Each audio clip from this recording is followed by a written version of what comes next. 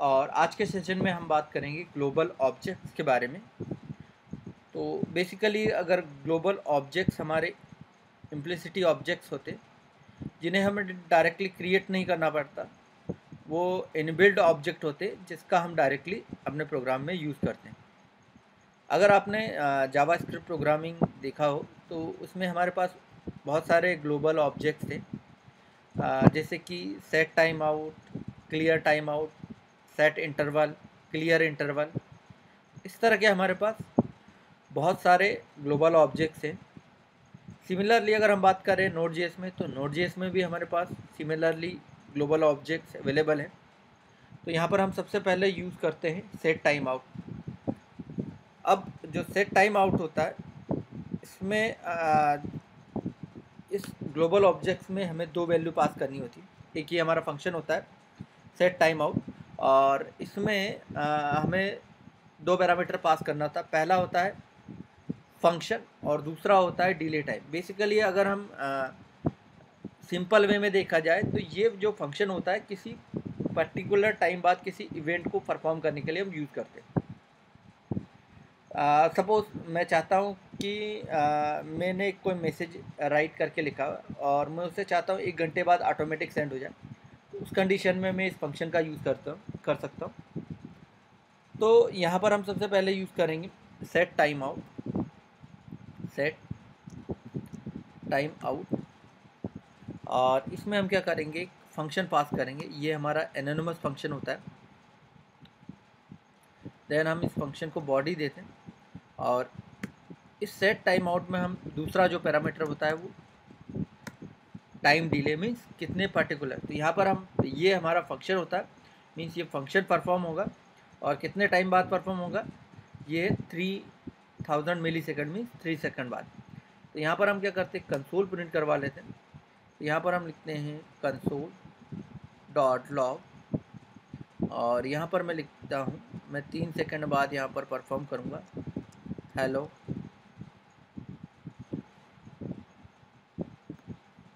अब हम क्या करते हैं, अपने प्रोग्राम को रन करके चेक कर लेते हैं। यहाँ पर हम लेंगे टर्मिनल, और यहाँ पर मैं क्या करता हूँ,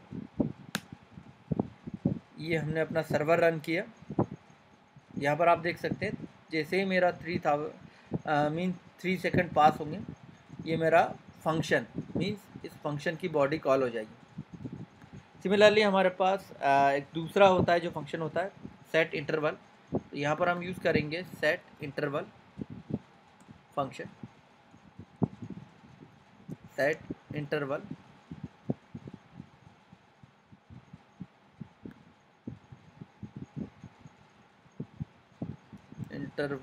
ओके, ये हमने क्या किया, सेट इंटरवल।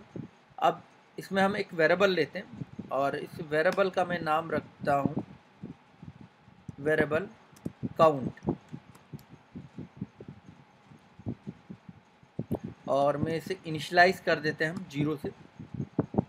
देन यहाँ पर हम क्या करते हैं, काउंट को इंक्रीमेंट करते हैं 1 से। तो यहाँ पर हम करते हैं प्लस इक्वल्स टू 1 मीन्स ये कितने 2 से यहाँ, और यहाँ पर टाइम लिमिट हम देते हैं 2 सेकेंड मीन्स 2 सेकेंड बाद ये 1 से इंक्रीमेंट होता जाएगा। और यहाँ पर हम देते हैं काउंट वेरिएबल को। अब हम क्या करते हैं, अगेन अपने प्रोग्राम को रन करके चेक करते हैं। यहाँ पर आप देख सकते हैं हमारा हर 2 सेकेंड में ये 1 से क्या हो रहा है, इंक्रीमेंट हो रहा है। तो इस तरह हम इसका यूज़ करते हैं। अब सपोज़ ये इन्फिनिट तक चलता जाएगा जब तक कि मैं इस लूप को टर्मिनेट न करूं। बेसिकली अगर आप विंडोज़ यूज़ कर रहे हैं तो आप कंट्रोल C से इसको टर्मिनेट कर सकते हैं, और अगर आप इसको किसी फंक्शन के थ्रू या किसी फंक्शन के थ्रू अगर किसी ऑब्जेक्ट के थ्रू अगर इसको टर्मिनेट करना चाह रहे हैं, तो उसके लिए हम क्या करते हैं, इसे ID प्रोवाइड कर देते हैं। तो यहाँ पर हम क्या करेंगे, इससे एक ID प्रोवाइड करेंगे। मैं यहाँ पर एक वेरिएबल ले लेता हूँ ID,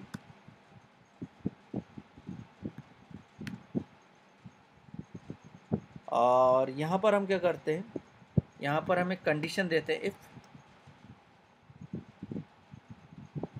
काउंट, मैं यहाँ पर ले लेता हूँ 8, अगर जैसे ही ये 8 से बड़ा होगा, ये क्या होगा, इसे हम क्लियर कर देंगे। तो यहाँ पर हम लिखेंगे क्लियर इंटरवल, और इसमें हमें पास करनी होगी आईडी। ये हमने इसमें पास कर दी अपनी आईडी। अब हम क्या करते हैं, इसको मैं इसे अभी फ़िलहाल टर्मिनेट कर देता हूँ, और फिर से हम क्या करते हैं, इस प्रोग्राम को रन करके चेक करते हैं। ये हमने सर्वर रन किया,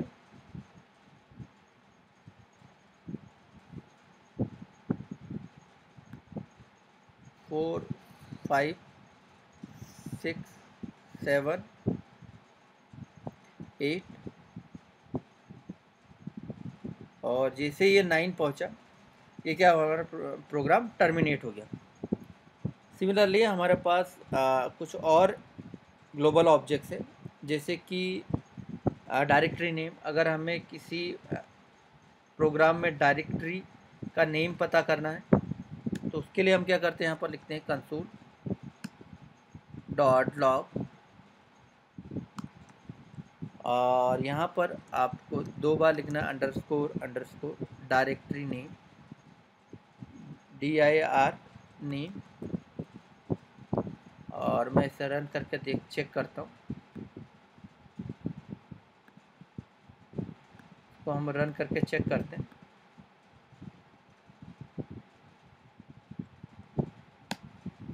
यहाँ पर आप देख सकते हैं ये हमें डायरेक्टरी नेम दे रहा है Node.js। सिमिलरली अगर हमें फाइल नेम मीन्स हमारा प्रोग्राम नेम अगर पता करना है, तो उसके लिए हम क्या करते हैं, यहाँ पर डायरेक्टरी की जगह हम यहाँ पर लिखते हैं फाइल नेम। यहाँ पर हम लिखेंगे फाइल नेम, और अगेन हम इस प्रोग्राम को रन करके चेक करते हैं। यहाँ पर आप देख सकते हैं ये हमें फाइल नेम बता रहा है app.js। इस तरह हमारे पास बहुत सारे ग्लोबल ऑब्जेक्ट्स होते हैं जिनका हम डायरेक्टली यूज़ कर सकते हैं। तो आज के लिए इतना ही। Thank you for watching this video.